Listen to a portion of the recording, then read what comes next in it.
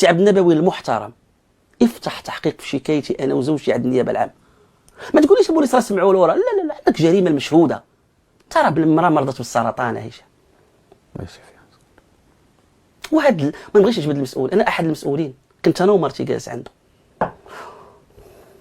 بلا من واخا هذه ديما نقول سميتو مسؤول، وانا والزوجه دخلت جلس.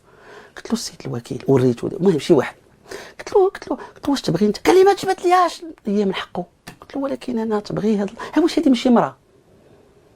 كيحس المراه صاحبي ما تنصفش في مملكتها المغربيه بقضائها وتاريخها، حنا 12 قرن.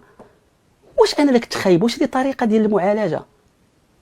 واش نوليو نستعملوا السلط ونعطلوا السلط غير حيت عندي معك حساب انت، وننتقم لك من محيطك ومن اختك ومن مرتك ولا من مثلا، ونعطل القضاء. هشام حط راسك بلاصه، ما كيقيسنيش انا، كيقيس كيما داروها معايا يديروا معاك انت غدا ولا اخر. التنظيم الذاتي ما التنظيم الذاتي، الاصلاح كاين في القضاء. ها الله مصلحتي البيت القضاء. هشام صلح بيت القضاء، دير اللي بغي. هادو على السخاء ملي جاتهم هاد الزعامات هشام، ها سؤال، كيفاش كيهضروا بديك الطريقه وموافقوا؟ كيفاش هشام كيصيفطوا للقضاء عمر الداودي تزوير هشام؟ كيفاش كتزعم تكتب على ما فهم؟ ماشي مساله شخصيه.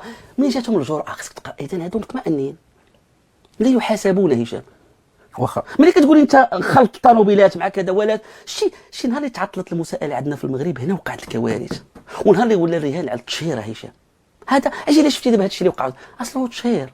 ملي كتولي تحتفي بالمشهره صاحبي وتولي يا صاحبي تضرب انت دابا براسك هشام تولي هابط عدد الناس، والزميل تيجيني تا هو راه ضاق هذا المرض زاو على انا ماشي كنشخصن معاكم، وتهبط عند هاد الناس اللي كيهضروا بدين مو وتابعوا جالسين كيقردنونا وما ياخذوا قرارات، وهما صاحبي كيديروا هاد الشيء في الاخلاق، وعرضوا الجسم الصحفي لهاد الشبهه.